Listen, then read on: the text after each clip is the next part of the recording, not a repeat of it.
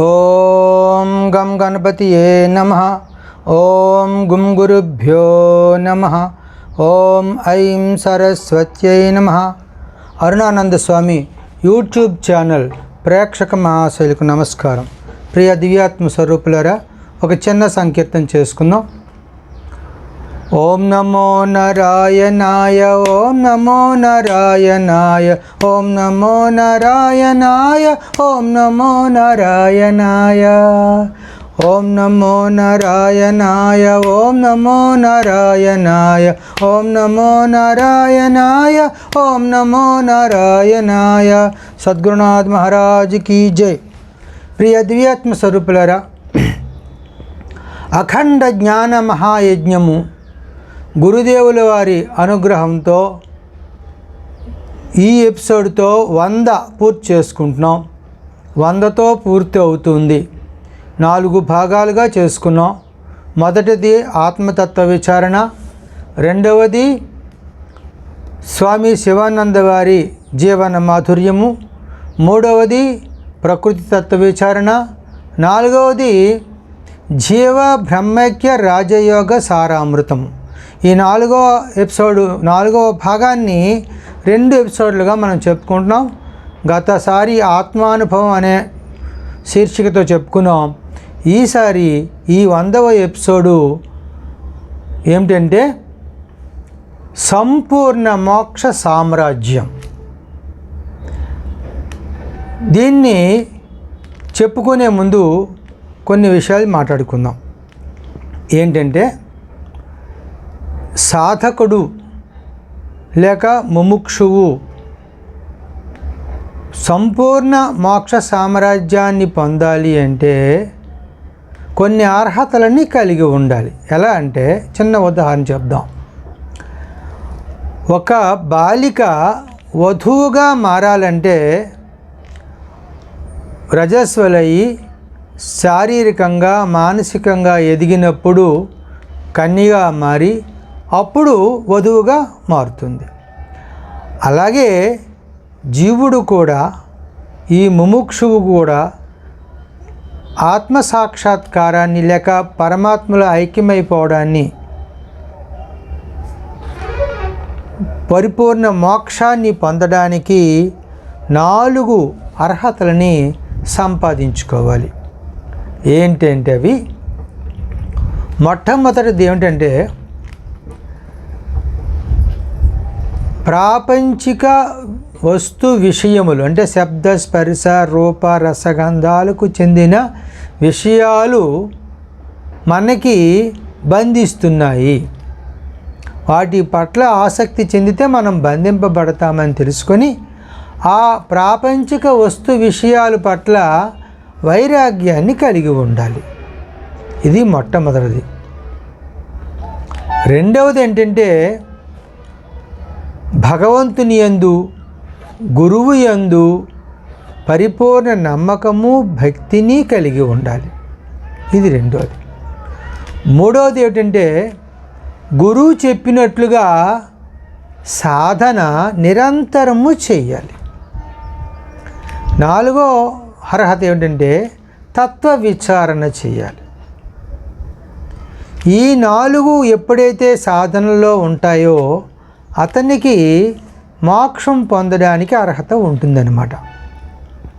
ఈ 4 ఏది తక్కువైనా సరే మోక్షం పొందడానికి అర్హత ఉండదు. దాన్ని సంపాదించుకున్నప్పుడు పొందగలుగుతాం.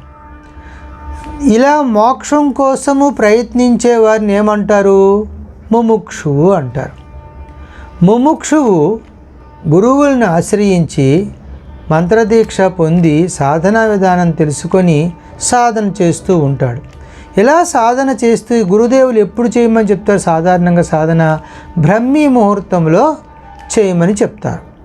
బ్రహ్మీ ముహూర్తం అంటే తెల్లవారుజామున ఉదయాన్న 4 గంటల నుంచి 6 గంటల మధ్య కాలం అన్నమాట. ఈ సమయంలో సాధన చేస్తే మంచి అనుభవాలు కలుగుతాయని గురుదేవులు మనకి చెప్తారు. మన ధ్యాన సాధన బాగా కుదురుతుంది అన్నమాట.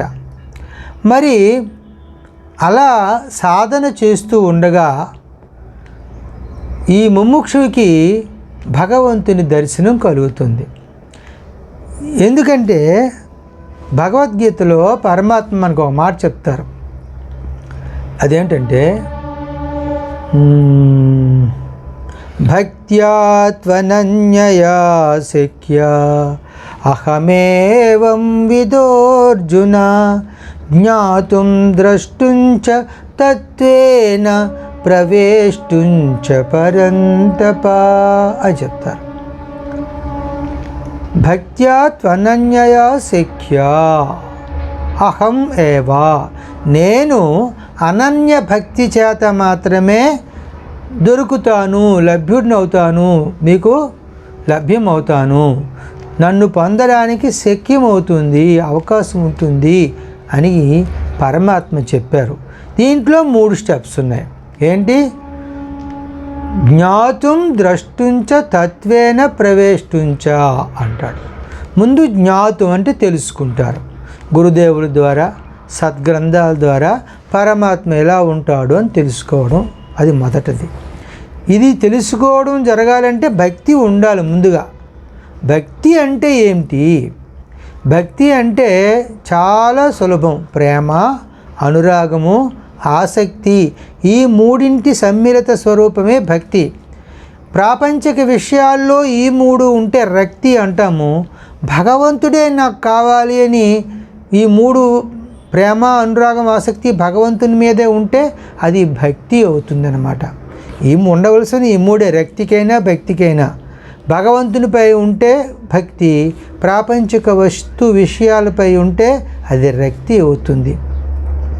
అందుచేత ఈ భక్తి ఎలా ఉండాలంటే అది అనన్య భక్తి. అంటే ప్రాపంచిక వస్తు విషయాల పట్ల కొంచెం కూడా పంపకం జరగకూడదు. మొత్తం భక్తి అంతా పరమాత్మ యందే, భగవంతుని యందే, నాకు పరమాత్మే కావాలి, నాకు ఇంకా ప్రాపంచిక విషయాలు ఏవి నాకు వద్దు అనే భావన, అట్టి వైరాగ్య భావన కలిగి ఉంటేనే అట్టి భక్తికి చేత మాత్రమే పరమాత్మ లభ్యమవుతాడు, సెక్యూర్డ్ అవుతాను అని చెప్పారనమాట. ఇలా సాధన చేస్తూ ఉంటే భక్తి కలిగి ఉండి గురుదేవులు చెప్పినట్లు సూచించినట్లు సాధన చేస్తూ ఉంటే భగవద్ దర్శనము అవుతుంది. తెలుసుకున్నాడు, దర్శనము అవుతుంది. ఇలాగ దర్శించినటువంటి భక్తుడు, సాధకుడు భగవంతునికి ఈ విధంగా విన్నపం చేస్తున్నాడు. శ్రీమన్ మహారాజ అఖండ తేజ సచ్చిదానంద భోజ, మీ శ్రీచరణాంబుజములకు భక్తితో నమస్కరించి మిము స్మరించి మీ గురించి ఎంతో తపన పడ్డ భక్త శిఖామణి, భయముతో భక్తితో అనురక్తితో ఛాయంగల విన్నపములు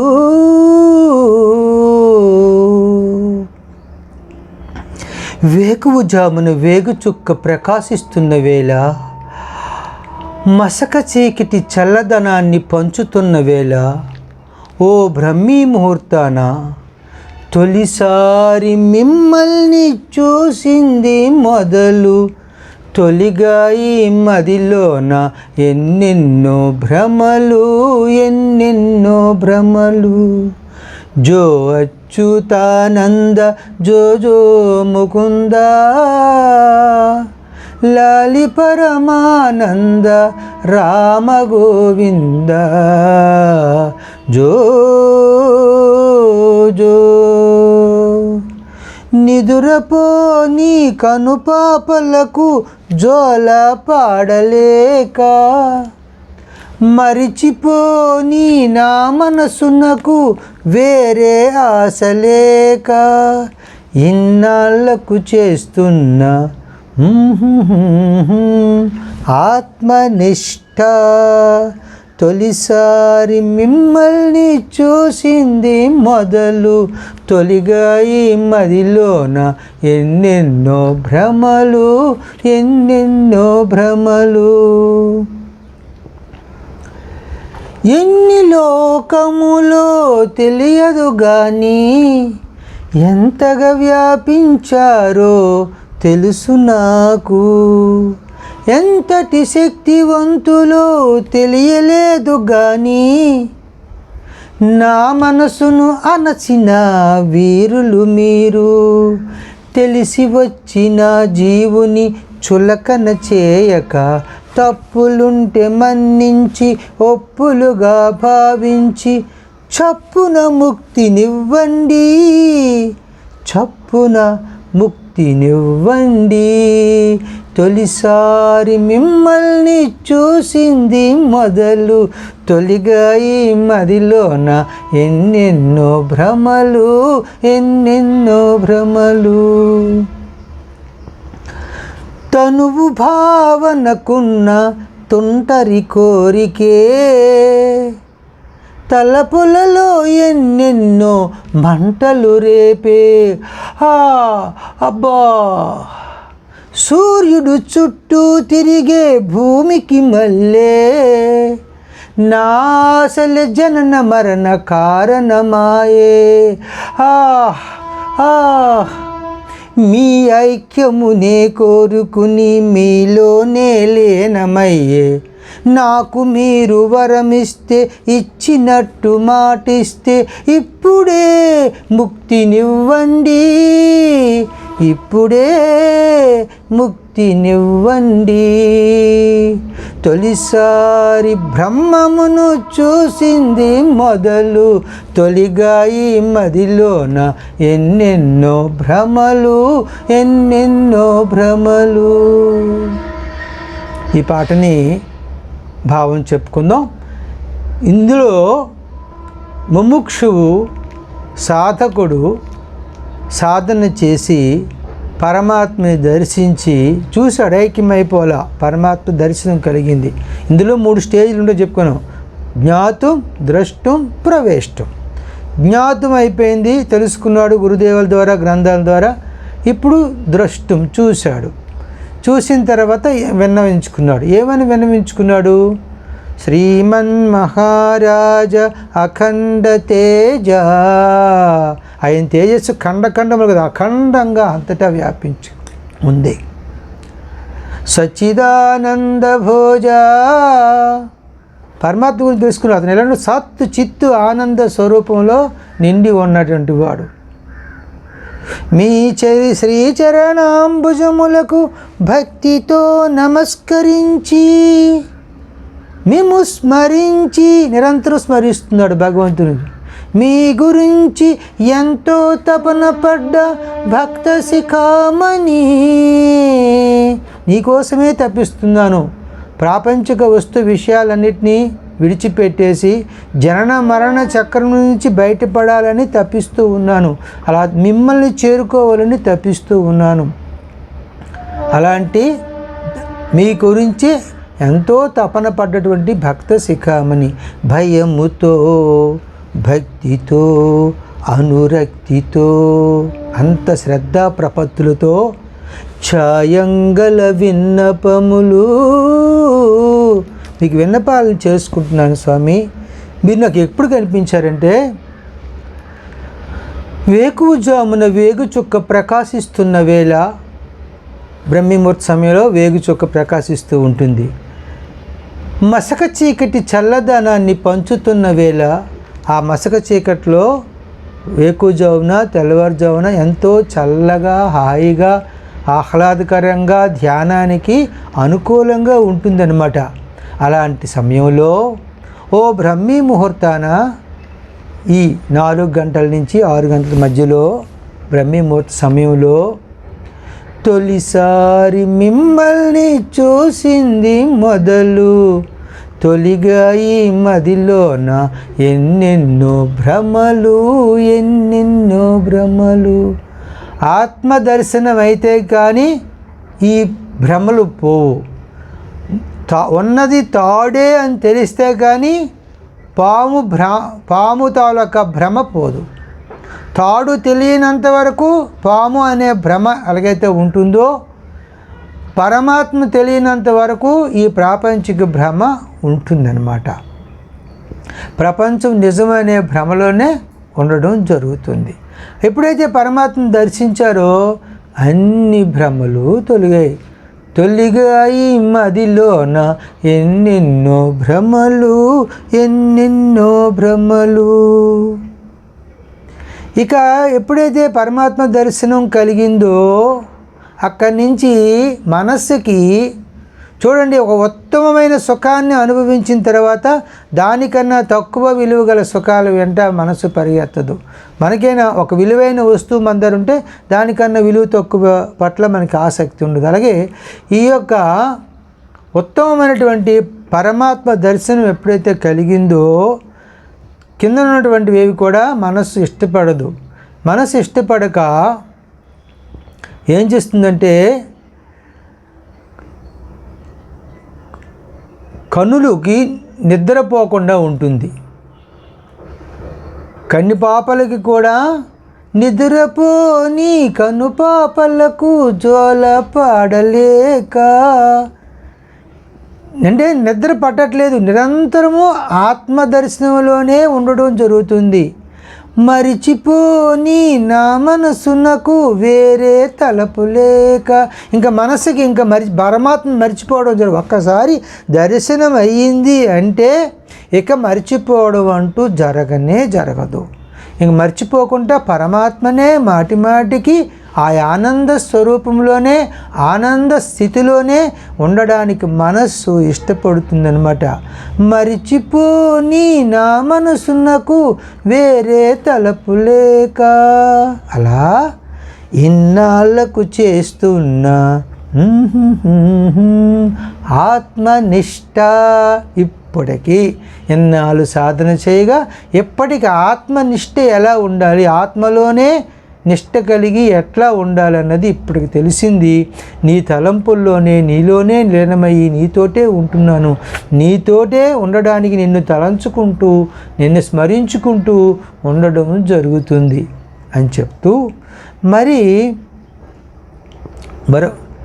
నాకు ఎన్ని లోకములో తెలియదు కానీ ఎంతగా వ్యాపించారో తెలుసు నాకు.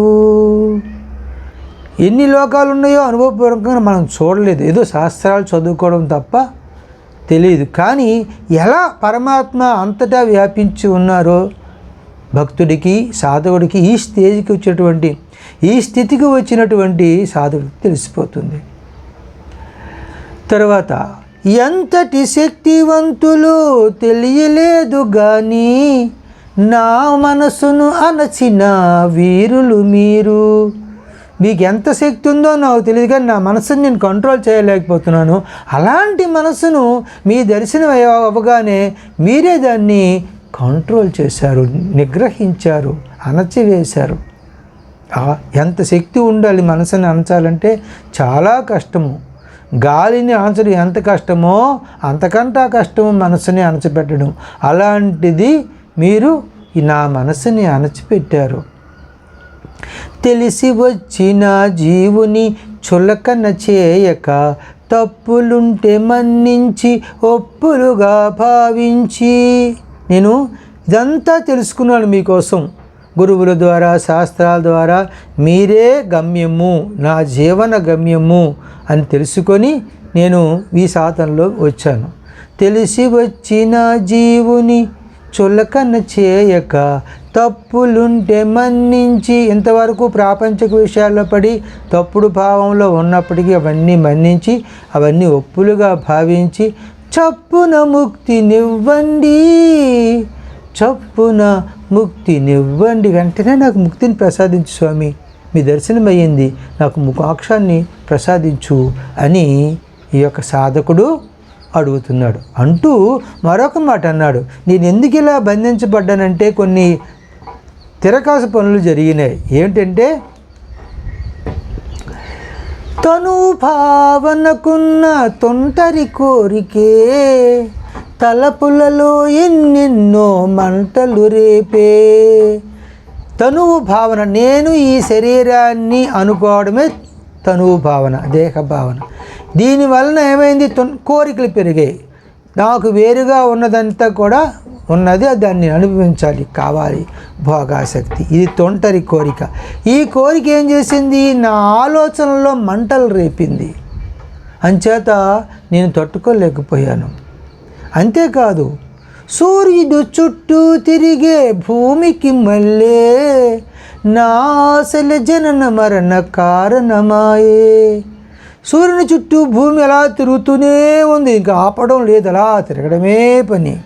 అలాగే నా ఆశలు ఈ జనన మరణ చక్రానికి కారణం పుడుతుండడం చూస్తున్నాం. ఇది సూర్యుని చుట్టూ భూమికి అయితే అలా ఎలాగైతే అలా నిరంతరం తిరుగుతుందో, నేను జనన మరణ చక్రంలో అలా తిరుగుతూనే ఉన్నాను. దీనివలన ఆశల వల్ల, నా కోరికలే ఈ జనన మరణ చక్రానికి కారణమైంది అంటూ, మీ ఐక్యమునే కోరుకుని మీలోనే లేనమయ్యే, నాకు మీరు వరమిస్తే ఇచ్చినట్టు మాటిస్తే ఆ వరాన్ని నాకు ఇవ్వండి స్వామి. అలా ఇచ్చినట్టు మీరు నాకు మాట ఇచ్చినట్టయితే ఇప్పుడే ముక్తినివ్వండి, ఇప్పుడే ముక్తినివ్వండి అంటూ చివరగా, తొలిసారి బ్రహ్మమును చూసింది మొదలు, తొలిగా ఈ మదిలోన ఎన్నెన్నో భ్రమలు, ఎన్నెన్నో భ్రమలు. పరబ్రహ్మాన్ని ఎప్పుడైతే చూసామో అక్కడి నుంచి మనలో ఉన్న భ్రమలన్నీ కూడా తొలగిపోతాయి అన్నమాట. మరి ఇలాంటి సాధకుడిని చూసిన పరబ్రహ్మము సాధకుడి తోలక తపనని అర్థం చేసుకొని పరమాత్మ తనని చేరుకునే ఉపాయాన్ని కూడా చెప్పుతూ తనలో కలుపుకుంటాడు. ఎందుకంటే మనకి సాధారణంగా ఒక విషయం ఉంది. పతంజలి మహర్షి గారు అష్టాంగ యోగ విధానాన్ని మనకు చెప్పారు. యమ, నియమ, ఆసన, ప్రాణాయామ, ప్రత్యాహార, ధారణ, ధ్యాన, సమాధి. ఈ 8 అంగాల్లో కూడా సాధన చేస్తూ పైకి వచ్చి సమాధి దగ్గరికి అవుతాం. కానీ అందరూ కూడా సమాధితో పూర్తి అయిపోయింది అనుకుంటాడు. దీని తర్వాత కూడా మరొక 2 స్టేజ్లు ఉన్నాయి. ఏంటి? సమాధి తర్వాత, ఇది సమాధి అన్నది సవికల్ప సమాధి, దాని తర్వాత నిర్వికల్ప సమాధి, ఆ తర్వాత పరిపూర్ణ నిర్వికల్ప సమాధి. నిర్వికల్ప సమాధి తర్వాత పరిపూర్ణ నిర్వికల్ప సమాధి అని మరి 2 స్థాయిలు అక్కడ ఉన్నాయి. ఈ సమాధితో సరికాదు, దాని తర్వాత మరి 2 చేరాలంటే సాధకుడు సమాధి వరకే చేస్తాడు. కానీ ఆ 2 చేరాలంటే పరమాత్మ యొక్క అనుగ్రహము మనకి ఉండాలి. సాధకుని యందు పరమాత్మ దృష్టి పడాలి, పరమాత్మతోలక అనుగ్రహం కలగాలి. దాని గురించి ఒక పాటలో చెప్పుకుందాం.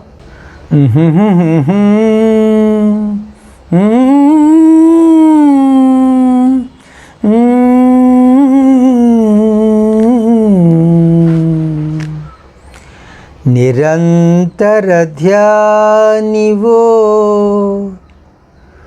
నిర్మల హృదయునివో,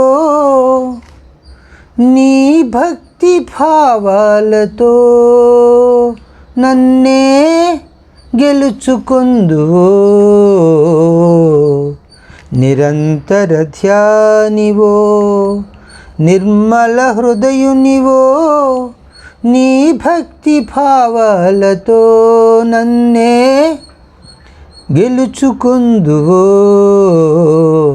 నిరంతర ధ్యానివో.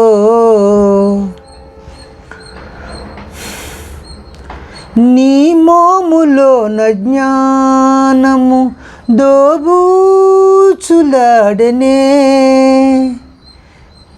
నీ గుండెలోన సాధన పరిపూర్ణమాయనే.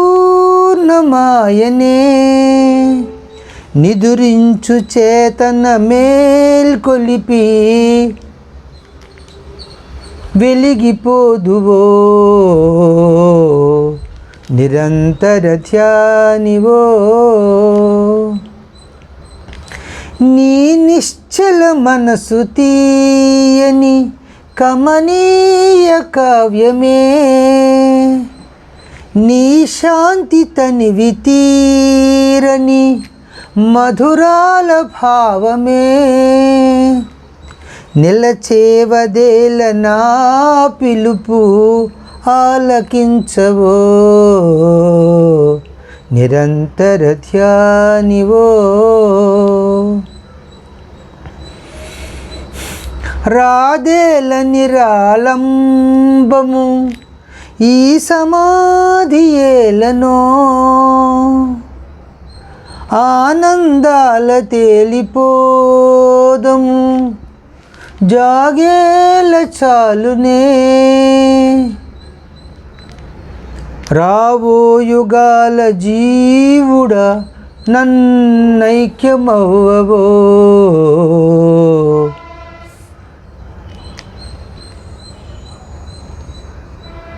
నిరంతర ధ్యానివో నిర్మల హృదయునివో నీ భక్తి భావాలతో నన్నే గెలుచుకొందువో.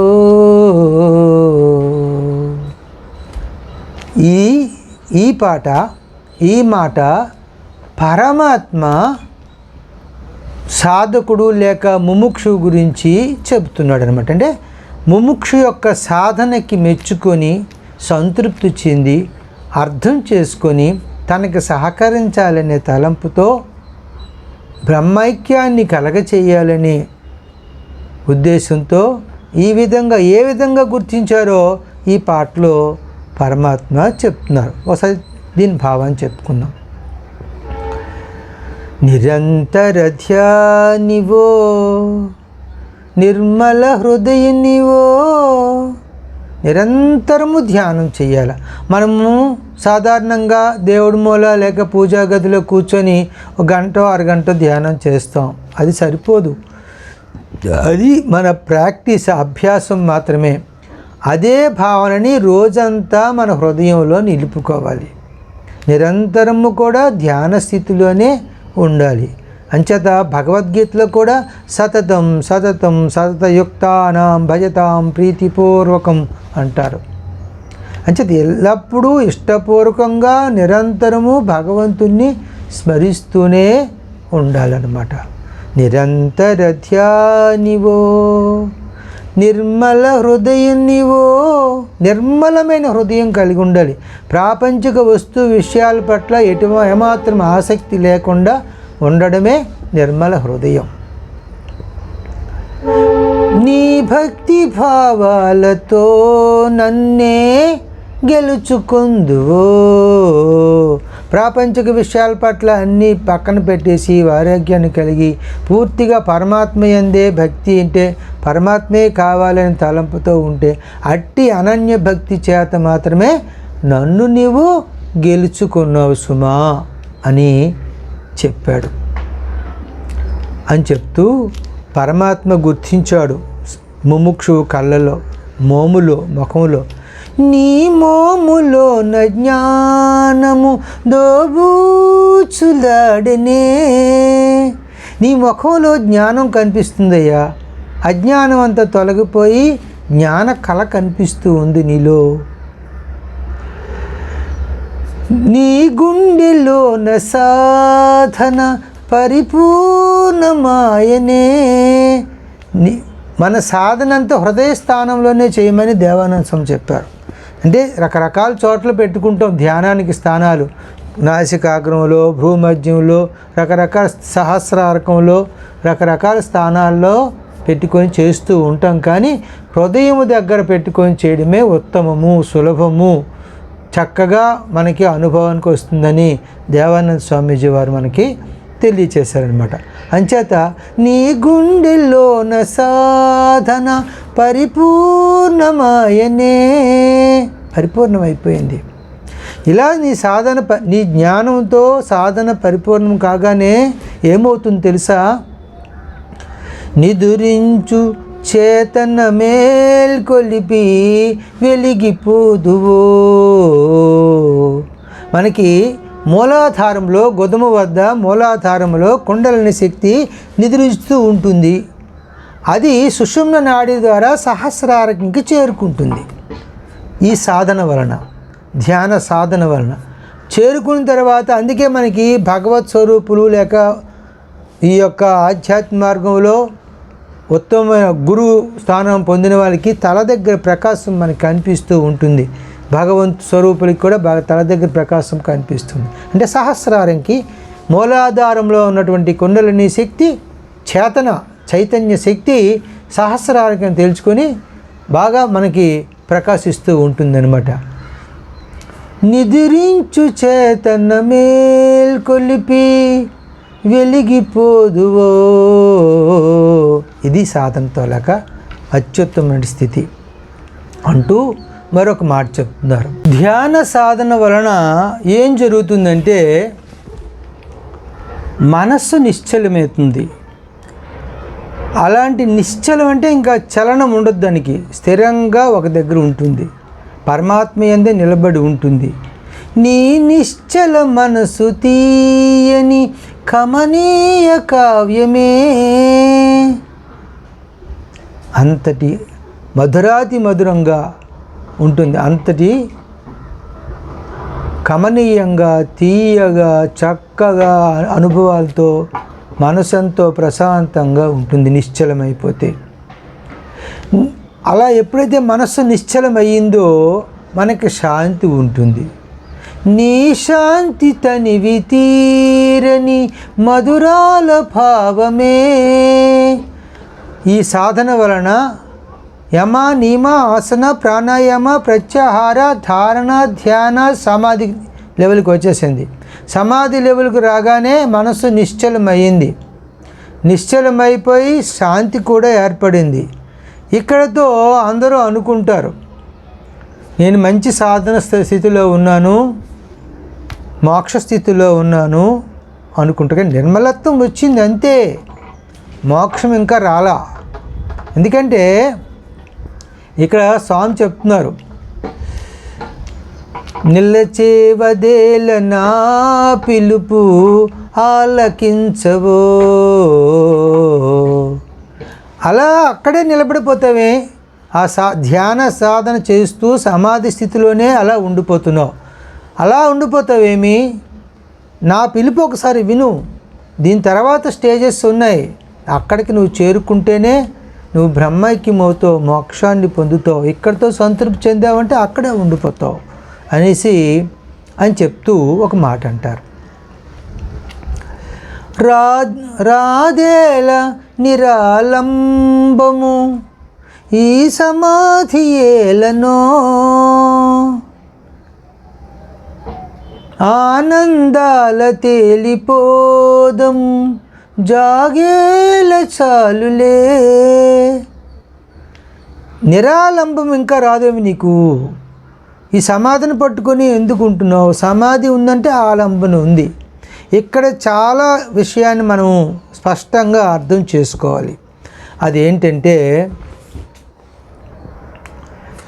సమాధి స్థితి. ఇక్కడ అష్టావక్ర మహర్షి మనకు చెప్పిన విషయము సమాధి. అయమేవ హితే బంధ సమాధిం అనుతిష్టది. సమాధిని అనుష్ఠిస్తున్నావు అనేది అంటే చిత్తవృత్తి నిరోధ రూప సమాధి స్థితిని అనుష్ఠిస్తున్నావు అన్నది ఏది కలదో అది నీకు బంధం అన్నారు. అంటే ఇది బంధం, ఎందుకంటే ఇక్కడ ఆలంబన ఉంటుంది. ఆలంబన అంటే మనస్సుకి ఊత. దీని గురించి తెలుసుకుందాం. సమాధి స్థితి, మొట్టమొదటి స్థితి సవికల్ప సమాధి, దాని తర్వాత స్టేజు నిర్వికల్ప సమాధి, ఆ తర్వాత ఉన్నది పరిపూర్ణ నిర్వికల్ప సమాధి. అక్కడికి చేరుకోవాలి. అంటే ఇక్కడ చెప్పింది సవికల్ప సమాధి గురించి మనకి ఇక్కడ అష్టావక్ర మహర్షి చెప్పారనమాట. అదే మోక్షం అనుకుంటే అది నీకు బంధమే. ఎందుకు అంటే ఈ స్టేజ్లో, ఈ స్థితిలో 3 విషయాలు ఉంటాయి. త్రిపుటి అంటారు. జ్ఞాత, జ్ఞేయము, జ్ఞానము. జ్ఞాత అంటే తెలుసుకునేవాడు, జ్ఞేయము అంటే తెలుసుకోబడేది, జ్ఞానము అంటే తెలుసుకోవడానికి ఉపయోగించే శక్తి. దీన్ని త్రిపుటి అంటారు. దీని స్థితిలో ఏమవుతుందంటే, ఈ స్థితిలో దీన్ని ఒక ఆలంబన మనసుకు ఉంటుంది. అంటే ఊత, మనసు నిలబడడానికి ఒక ఊత దొరుకుతుందన్నమాట. అంచేత ఈ స్థితిలో సవికల్ప సమాధి స్థితిలో ఒక ఊత ఉంటుంది.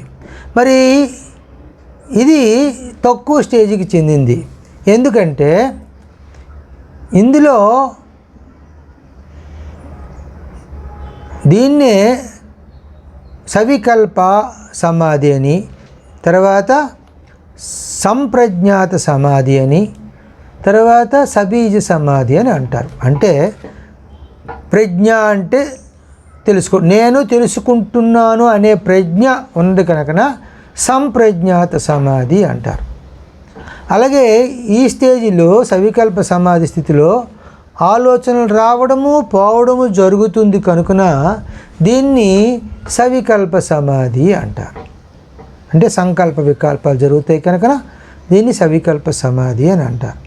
అలాగే ఇందులో ఇంకా మనస్సు తోలక వృత్తులు, తర్వాత వాసనలు, ఇవన్నీ కూడా ఆశలు ఇందులో ఇంకా ఉన్నాయి.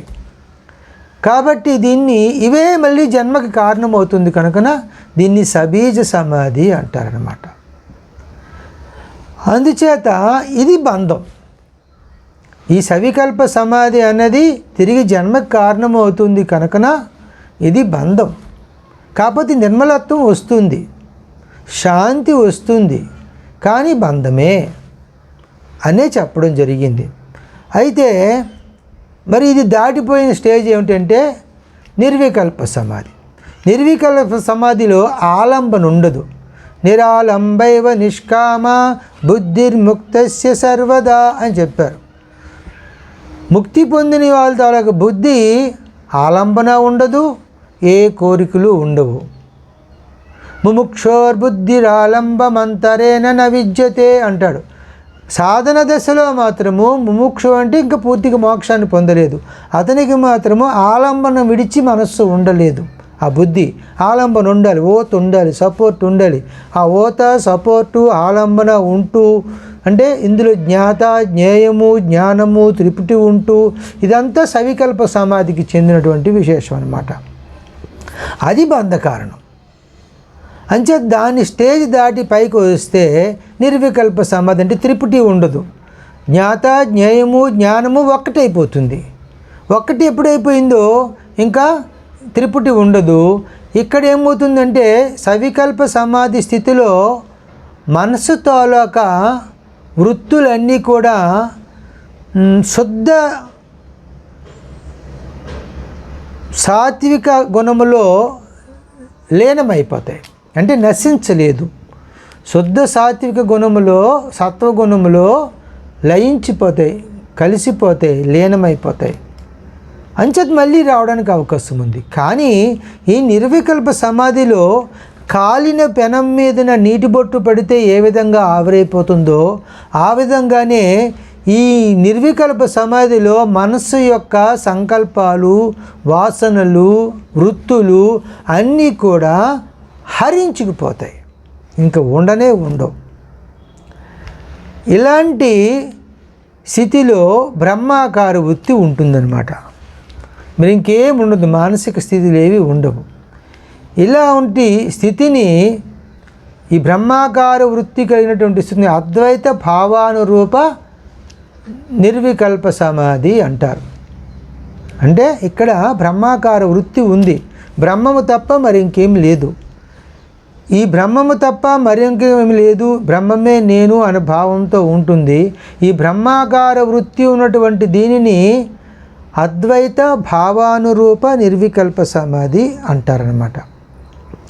బ్రహ్మాకార వృత్తి కూడా తొలగిపోవాలి.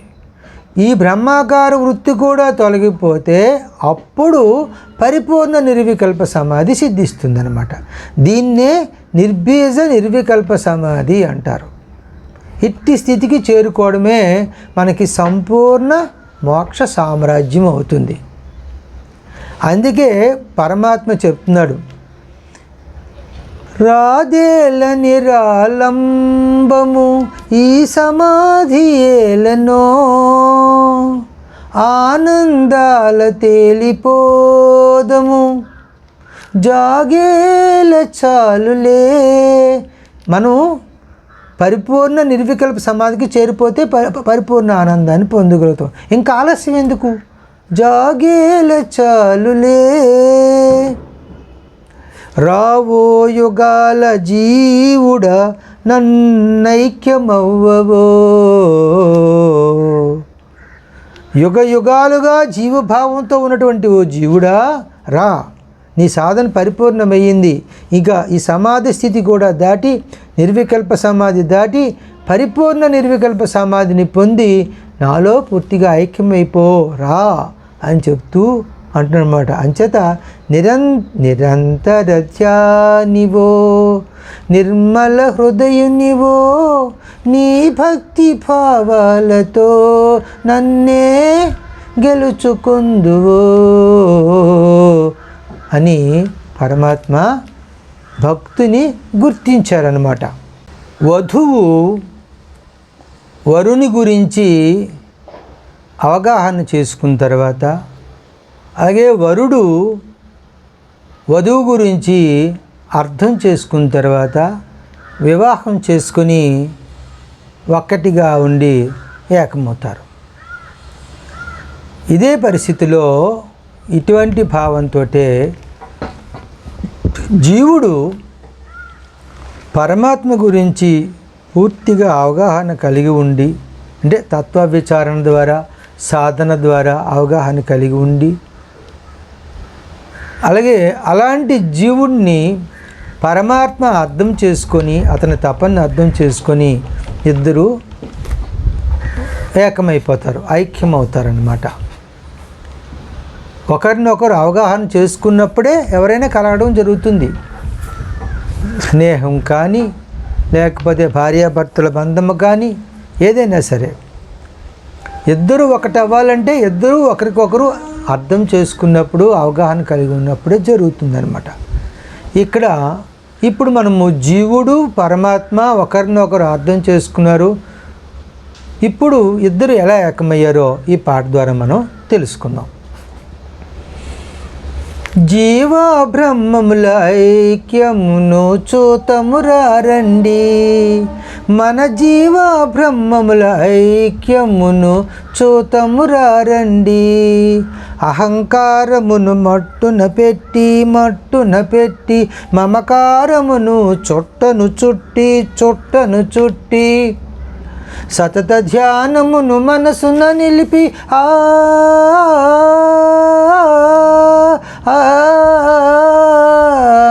సతత ధ్యానమును మనసున నిలిపి బ్రహ్మరూపుడై వెలిగిన జీవుని ఐక్యమును చూతమురారండి, మన జీవ బ్రహ్మముల ఐక్యమును చూతమురారండి. అంతట తాను వ్యాపకమవ్వి సచిదానంద స్థానము తీర్చి సాక్షి భావమున చక్కగా ఉండి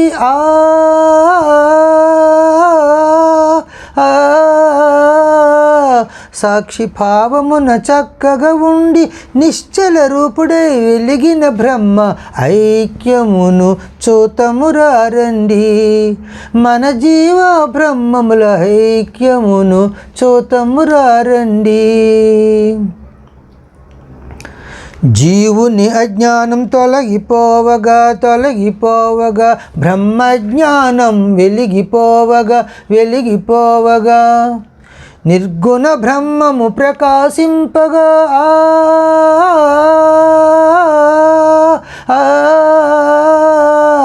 నిర్గుణ బ్రహ్మము ప్రకాశింపగా ఏకరూపమున జీవ బ్రహ్మముల ఐక్యమును చూతమురారండి, మన జీవ బ్రహ్మముల ఐక్యమును చూతమురారండి.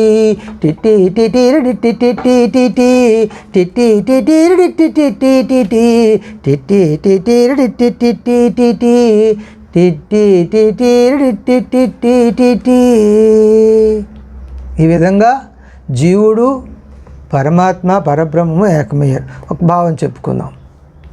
జీవ బ్రహ్మముల ఐక్యమును చూతమురారండి, మన జీవ బ్రహ్మముల ఐక్యమును చూతమురారండి. జీవుడు బ్రహ్మము ఐక్యం అవ్వాలంటే ముందు జీవుడు తోలక సంసిద్ధత కావాలి. దానికి ఏం చేశాడు జీవుడు చూద్దాం. అహంకారమును మట్టున పెట్టి తన అహంకారాన్ని, కర్తృత్వ భావాన్ని పూర్తిగా నేను ఈ శరీరాన్ని అనుకోవడమే దేహభావనే అహంకారం, దీన్ని పూర్తిగా వదులుకుంటాడు. అంతేకాదు ఈ శరీరం నాదని నేను అనుకోగానే ఈ శరీరానికి చెందినవన్నీ నావు అనుకోవడం మమకారం. మమకారమును చుట్టను చుట్టి మమకారం అంతా చుట్టి బారేశాడు. అంతేకాదు ఏం చేశాడు, సతత ధ్యానమును మనసున నిలిపి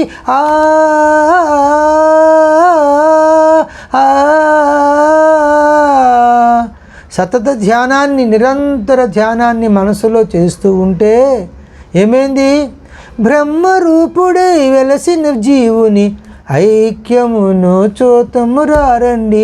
నిరంతరము మనం దేనికోసమైతే ధ్యానం చేస్తూ ఉంటామో అట్టి స్వరూపంగా మారిపోతాం. పరబ్రహ్మం గురించి ధ్యానం చేస్తున్నాడు కనుక పరబ్రహ్మ స్వరూపుడు అయిపోయాడు. ఇప్పుడు అద్దం ఉంది, అద్దం మనసు లాంటిది, మనసు అద్దం లాంటిది. మనసు అద్దాన్ని అటుపక్క తిప్పితే మనకు ఎదురుగుంటే చెట్లు, చేమలు, కొండలు, పర్వతాలు పడతాయి. మన ముఖం కాస్త తిప్పితే మన ముఖమే అద్దం నిండే ఉంటుంది. అలాగే మన మనస్సు ప్రాపంచిక విషయాల వైపు వెళ్లకుండా పరమాత్మ వైపు తిప్పితే మనస్సు నిండా పరమాత్మే అయిపోతుంది. అంటే పరబ్రహ్మ స్వరూపుడే అయిపోతుంది. బ్రహ్మరూపుడే వెలిగిపోయినటువంటి ఆ జీవుని ఐక్యం, పరమాత్మల ఐక్యాన్ని చూద్దాం రండి. ఇక పరమాత్మ ఎట్లా ఉంటాడు, అంతట తాను వ్యాపకమవ్వి సచిదానంద స్థానము తీర్చి సత్ చిత్తు ఆనంద స్వరూపుడే పరమాత్మ. సత్ అంటే ఉనికి కలిగి ఉండడం, చిత్తు అంటే అలా తెలుసుకోవడము, తర్వాత ఆనంద స్వరూపం. ఈ సచ్చిదానంద స్వరూపమే, నామరూపాలు పరమాత్మ స్వరూపము కాదు అని ఈ సచ్చిదానంద స్థానంలోనే దిద్దబడి ఉన్నాడు పరమాత్మ. అంతేకాదు నిర్గుణ బ్రహ్మము ప్రకాశింపగా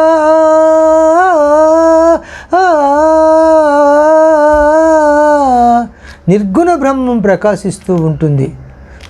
ఏ సత్వ రజ స్తమో గణాలు ఏవి కూడా పరమాత్మ యందు లేదు, నిర్గుణ బ్రహ్ముడు అయిన తర్వాత అలా బ్రహ్మస్వరూపంలో ఉన్నటువంటి పరబ్రహ్మందు ఈ జీవుడు ఐక్యమవుతూ ఉన్నాడనమాట. జీవభావాన్ని విడిచిపెట్టి పరబ్రహ్మ స్వరూపాన్ని పొంది ఒకే సమాన భావానికి వచ్చినప్పుడే రెండూ కలుస్తాయి అన్నమాట. సమభావం లేనప్పుడు కలవడం జరగదనమాట. ఆ విధంగా ఇద్దరు సమభావంకి రాగానే సాధన ద్వారా జీవుడు పరబ్రహ్మ రూపంలోకి రాగానే ఇద్దరూ ఏకమవుతున్నారు.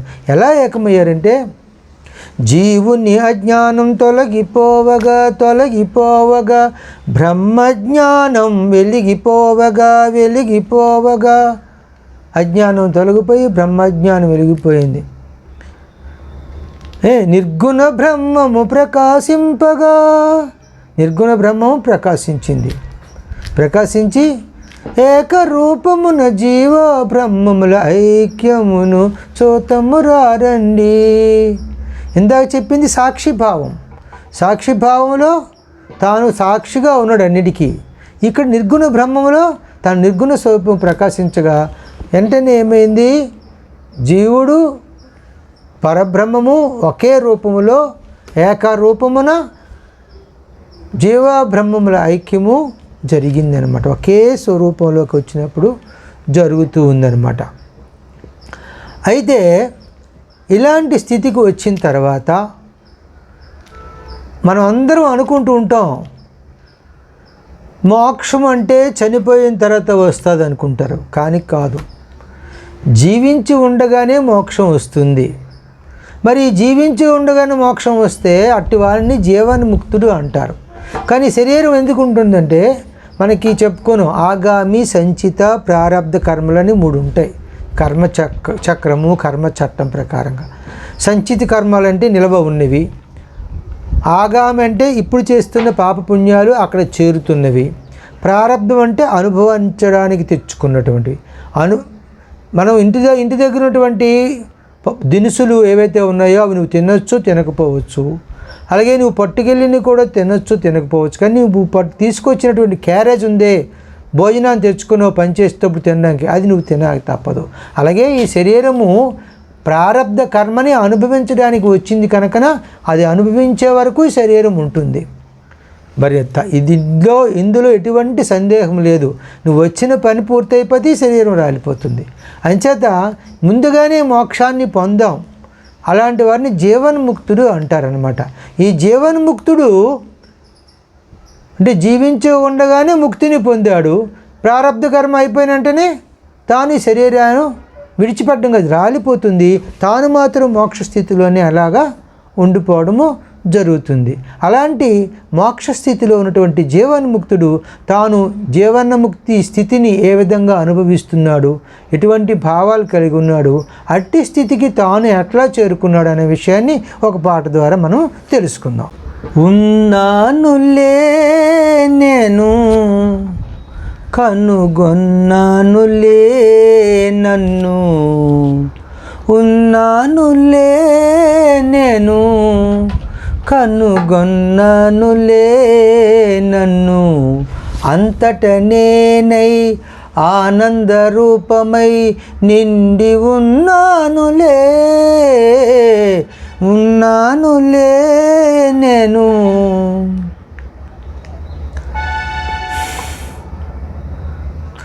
ఎదను కప్పిన మాయ పొర తొలగిపోయెనులే,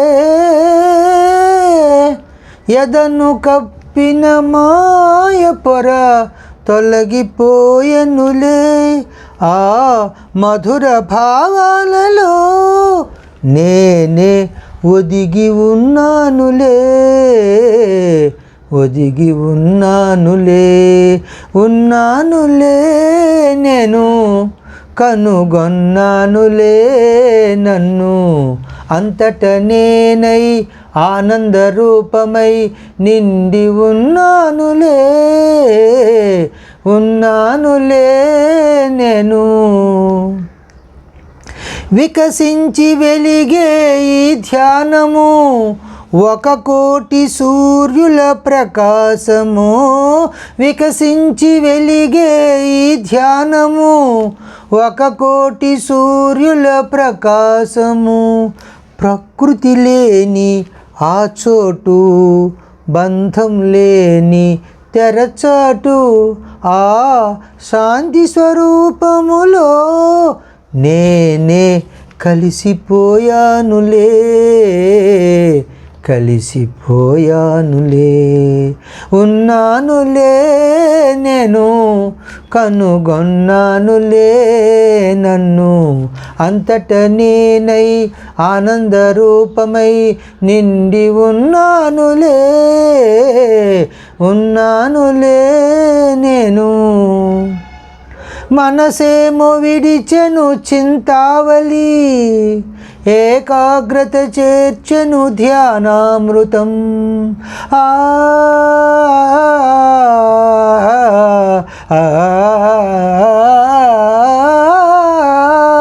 మనసేమో విడిచెను చింతావళి, ఏకాగ్రత చేర్చెను ధ్యానామృతం, ధ్యానమే మారెను సమాధిగా, సోహం భావమే సమాధిలే, ఆ నిర్వికల్ప సమాధిలో మనకే ముక్తి కలుగునులే, ముక్తి కలుగునులే, ఉన్నానులే నేను, కనుగొన్నానులే నన్ను, అంతట నేనై ఆనంద రూపమై నిండి ఉన్నానులే, ఉన్నానులే నేను. ఈ భావం చెప్పుకుందాం. ఉన్నానులే నేను, సత్ చిత్ ఆనంద స్వరూపం. సత్ అంటే ఉనికి కలిగి ఉండడం, అది తెలుసుకోవడం. ఉన్నాను అన్నదే పరమాత్మ యొక్క స్వరూపం, నేను అన్నదే పరమాత్మ యొక్క స్వరూపం, మిగతాది ఇంకేమీ కాదు. అంచేత అలా నేను ఉన్నానన్న సంగతి నాకే తెలుస్తుంది. ఇది కాక ఏది తెలిసినా బంధంలో ఉన్నట్టు లెక్క. అంచేత అది ఎట్లా ఉన్నాను? అంతట నేనై ఆనంద రూపమై నిండి ఉన్నానులే. అంతటా నిండిపోయి ఆనంద స్వరూపుడుగా ఉన్నాను. అంచేత ఎలాగ సంభవించిందంటే, ఎదను కప్పిన మాయ పొర తొలగిపోయెనులే. మాయ పొర మన హృదయాన్ని కప్పేసింది. అది సాధన వలన, గురుదేవుల అనుగ్రహం వలన, పరమాత్మ అనుగ్రహం వలన అది తొలగిపోయింది. ఎదను కప్పిన మాయ పొర తొలగిపోయెనులే. ఆ మధుర భావాలలో నేనే ఒదిగి ఉన్నానులే, ఒదిగి ఉన్నానులే. మాయ ఎప్పుడైతే తొలగిపోయిందో మధురమైన భావన కలుగుతుంది. మాయ ఉన్నంత వరకు విక్షేపం కలిగి అన్నీ కావాలి, అన్నీ కావాలి, అనుభవించాలనే భావంతో మనకి చికాకులు, తలనొప్పులు, అనేక జనన మరణ చక్రంలో తిరుగుతూ ఉండడాలు, ఇవన్నీ ప్రాబ్లమ్స్, సమస్యలు ఇవన్నీ దానివల్ల కలుగుతాయి. మాయ ఎప్పుడైతే తొలగిపోయిందో బంధం వదిలిపోతుంది. బంధం తొలగిపోగానే మనకి ఆనందంగా ఉండడం జరుగుతుందన్నమాట. అంచేత ఇలా ఇది ఎలా సంభవించిందంటే, వికసించి వెలిగే ఈ ధ్యానము 1,000,000 సూర్యుల ప్రకాశము. ధ్యానము అభివృద్ధి చెందగా 1,000,000 సూర్యులు ప్రకాశిస్తే ఎంతటి కాంతి వస్తుందో, ఎంతటి చైతన్య శక్తి వస్తుందో అంతటి శక్తికి వస్తుందన్నమాట. తద్వారా ఈ ధ్యానం చేయగా చివరికి ఎక్కడ చేరుకున్నామంటే, ప్రకృతి లేని ఆ చోటు, బంధం లేని తెరచాటు. ప్రకృతి అస్సలు లేనే లేదు. ధ్యాన స్థితి పరాకాష్ఠలో మనకి ఇంకా పరిపూర్ణ నిర్వికల్ప సమాధి పొందిన తర్వాత, నిర్బీజ నిర్వికల్ప సమాధికి వెళ్ళిపోయిన తర్వాత ఇంకా ప్రకృతి అన్నదే ఉండదు. అలాంటి చోటు, ప్రకృతి లేని ఆ చోటు, బంధం లేని తెరచాటు. ఆ శాంతి స్వరూపములో నేనే కలిసిపోయానులే, పూర్తిగా పరబ్రహ్మంలో శాంతి స్వరూపమైనటువంటి పరమాత్మలో కలిసిపోయాను.